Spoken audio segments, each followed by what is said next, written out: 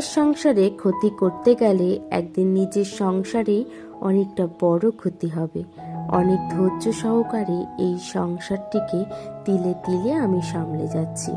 রাধে রাধে বন্ধুরা, কেমন আছেন আপনারা সবাই? আশা করছি আপনারা সবাই ভালো আছেন ও সুস্থ আছেন। আমরাও বেশ ভালো আছি। আমার আরও একটি নতুন ভিডিওতে আপনাদের সকলকে স্বাগত জানাই। আজ হচ্ছে শনিবার, আর এখন ঘড়ির কাঁটায় বাজে সকাল 6টা নাগাদ। এখন থেকে আপনাদেরকে সাথে নিয়ে আজকের ভিডিওটি আমি শুরু করলাম। আশা করছি প্রতিদিনের ন্যায় আজকের ভিডিওটি আপনাদের বেশ ভালো লাগবে। ঘুম থেকে উঠেছি প্রায় তখন 4টে বাজে। আজ কেন জানি না ঠিকঠাক করে রাতে ঘুম হয়নি।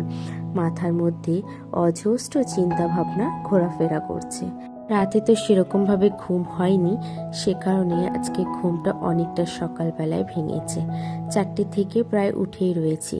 উঠে শুয়ে একবার বসি, এই করে করে 6টা বাজিয়ে দিয়েছি। 6টা যে বেজেছে, ঘুম থেকে উঠে সবার প্রথমে নিজের সংসারের কাজগুলো করে নিচ্ছি।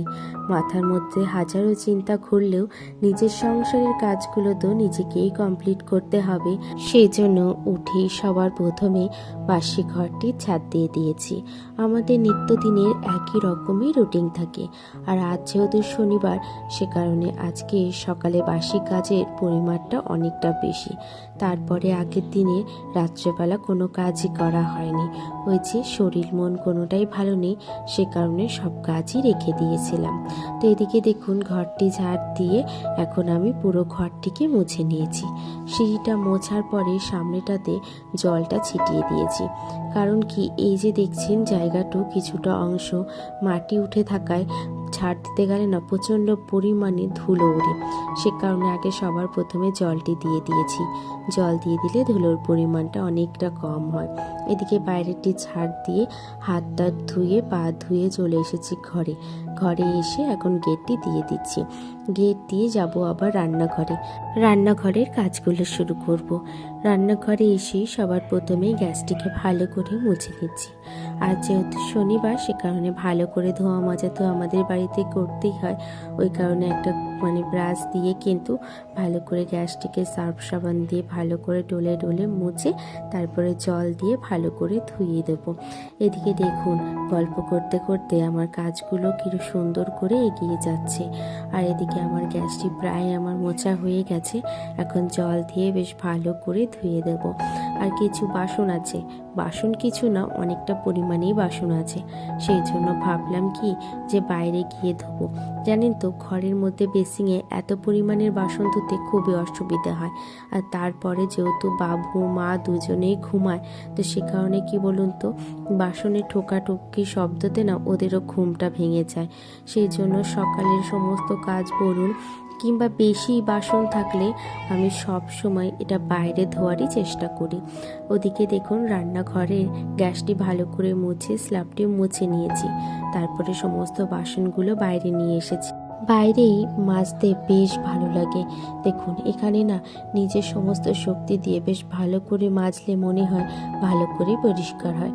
তো সে কারণে আমি সমস্ত বাসনই চেষ্টা করি বাইরে নিয়ে এসে মাজার। এদিকে আমার বাসনগুলো প্রায় মাজা হয়ে গেছে। তারপরে এখন এক এক করে ধুয়ে দেবো।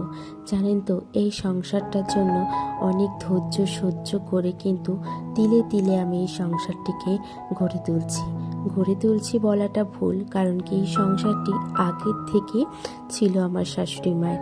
হ্যাঁ, এখন হয়তো আমরা সামলাই, তো সেই কারণে আমরা আস্তে আস্তে করে এই সংসারটিকে তুলছি, নিজের মতন করে করছি। আর জানেন তো, এখন তো শাশুড়ি মায়ের শরীরটা খুব একটা ভালো নেই, তাই সংসারের পুরো দায়িত্বটা আমাদের দুইজনের ঘাড়ের ওপরে। তো সেই কারণে আমরাও চেষ্টা করি নিজের সংসারটিকে আস্তে আস্তে করে ভালোভাবে সামলানোর। তো এদিকে দেখুন, গল্প করতে করতে আমার কিন্তু সমস্ত বাসনগুলো ধোয়া হয়ে গেছে। আর তারপরে এখন বাসনগুলোকে নিয়ে এক এক করে ঘরে নিয়ে এসেছি। তো ঘরে নিয়ে আসার পরে একটা সাইড করে রেখে দেব। আগে বেসিংটা মুছে নেব, কারণ কি তখন বেসিংটা মুছিনি। বেসিংয়ের নিচে না প্রচণ্ড পরিমাণে নোংরা হয়েছে। তো ভাবলাম বাসনগুলোকে ধুয়ে নিয়ে আসি, তারপরে একেবারে বেসিনটা মুছে পুরো রান্নাঘরটিকে পরিষ্কার করে নেব।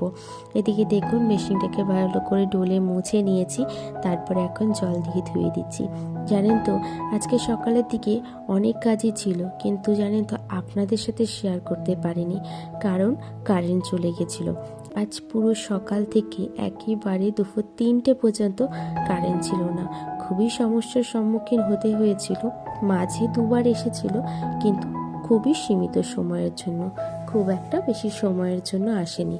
তারপরে আবার আজকে আমার একটা কেকের অর্ডার ছিল। কি যে নাজেহাল অবস্থায় পড়ে গেছিলাম, কারণ কি কারেন্ট না থাকলে তো কেকটাও আমি রেডি করতে পারবো না। তারপরে আবার কাস্টমারকে দিতে হবে বিকেল 5টার মধ্যে। তো ওই জন্য তো সারাটা দিন জানেন তো আমার টেনশনেই গেছিলো। তো যাই হোক, ওদিকে সমস্ত কাজ তো কমপ্লিট হয়ে গেছে রান্নাঘরে। তারপরেই চলে গেছিলাম জামা প্যান্টগুলো কাচতে। জামা প্যান্টগুলো কেচে স্নান সেরে চলে এসেছি ঘরে। ঘরে এসে তাতানো ঘুম থেকে উঠে গেছে, আর তারপরে আমি এখন বিছানাটা গুছিয়ে নিচ্ছি। এদিকে ব্ল্যাঙ্কেটগুলো ভাঁজ করে নিয়েছি। তারপরে এখন এক এক করে ব্ল্যাঙ্কেটগুলোকে সুন্দর করে গুছিয়ে রেখে দিচ্ছি। জানেন তো এখন খুব একটা ঠান্ডা না পড়ায় ওই 3টে ব্ল্যাঙ্কেট আর ইউজ করা হয় না। কিন্তু কি বলুন তো, বের করেছি, না ধুয়ে তো আর উঠাতে পারছি না। সেই কারণে ওই একটা ব্ল্যাঙ্কেট খাটের একটা কোণেই সবসময় থাকে। এটা ধোবো, কিন্তু কি বলুন তো, নিজে একা সম্ভব হয় না বলেই পারছি না। আর তাতানের পাপার তো শরীরটা এখন খুবই খারাপ, ওকে এখন বলতেও পারছি না যে একটু আমার সাথে হাতে হাতে করে দাও। ইচ্ছে আছে কিছুদিনের মধ্যেই ব্ল্যাঙ্কেটটা ধুয়ে ভালোভাবে ভাঁজ করে গুছিয়ে রাখার। তো এদিকে দেখুন চলে এসেছি তারপরে ওপরে এসে এখন সমস্ত জামা প্যান্টগুলো মেলে দিচ্ছি। দেখুন সেই সকাল 6টার সময় ঘুম থেকে উঠেছি, আর স্নান করতে করতে প্রায় আমার বেজে গেছিলো তখন 8টা। বেশ ভালোই আজকে রোদ হয়েছে, তো সেই জন্য জামা প্যান্টগুলোকে আগেই মেলে দিলাম, তাড়াতাড়ি শুকিয়েও যাবে। এদিকে জামা প্যান্টগুলো মেলে তুলসী তলায় জল দিয়ে সূর্য প্রণাম সেরে গুরুদেবের নামটি নিয়ে চলে এসেছি মায়ের কাছে। মায়ের শরীরটা খুবই খারাপ, দেখলে হয়তো আপনারা বুঝতেই পারছেন। কোমরের ব্যথা, তারপরে তো জ্বর, আর এদিকে দেখুন কী পরিমাণে হাওয়া দিচ্ছে।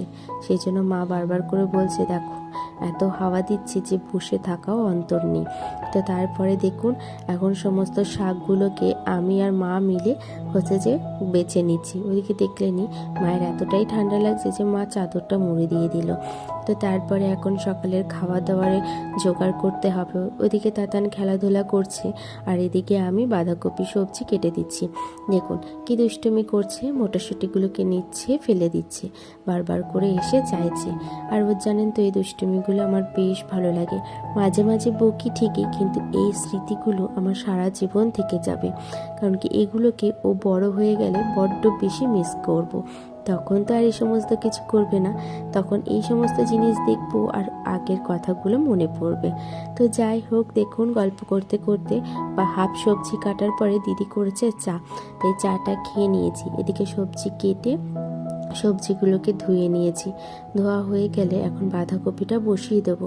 আর আপনারা তো জানেন আমাদের ঠাকুর ঘরে খুবই সামান্য একটা রান্নাঘর, মানে গ্যাসটা বসিয়ে রান্না করি, সে কারণে স্ট্যান্ড নেই বলেই, মানে স্ট্যান্ড বসানোর জায়গা নেই, সে কারণে আর ভালো করে ভিডিওটা আমি করতে পারিনি। ওই ফোনে রেখে যেটুখানি ভিডিও করেছি, তারপরে তো আজকে আবার কারেন্টে ছিল না, তো সে কারণে আর কোনো কিছুই করতে পারিনি। আর এদিকে দেখুন রান্নাবান্না হয়ে গেছে, তারপরে পুরো ছাদটিকে ঝাড় দিয়ে দিয়েছি। জানেন তো একটা কথা বলতে বড্ড বেশি ইচ্ছে করছে। অন্যের সংসার যদি কেউ নষ্ট করতে চায়, তাহলে জানেন তো তার সংসারে সব থেকে বড় ক্ষতি হতে যায়।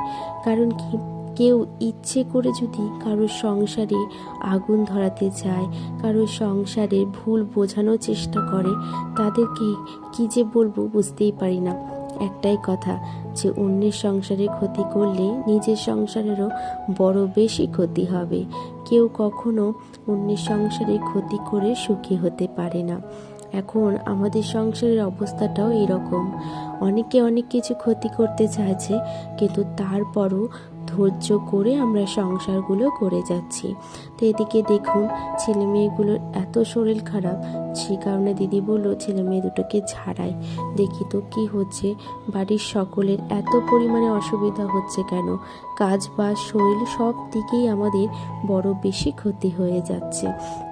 তো দেখুন এদিকে দিদি ঝাড়িয়ে নিয়েছে আর আমি সন্ধ্যেতে দিয়ে দিয়েছি, তারপরে এখন সমস্ত জিনিসগুলোকে পুড়িয়ে নিচ্ছে। এই জানেন তো ঝাড়ানোটা বেশ উপকার হয় বাচ্চাদের, সমস্ত নজরদোষ থেকেও কাটে। তো আজকে এই কেকটিরই অর্ডার ছিল।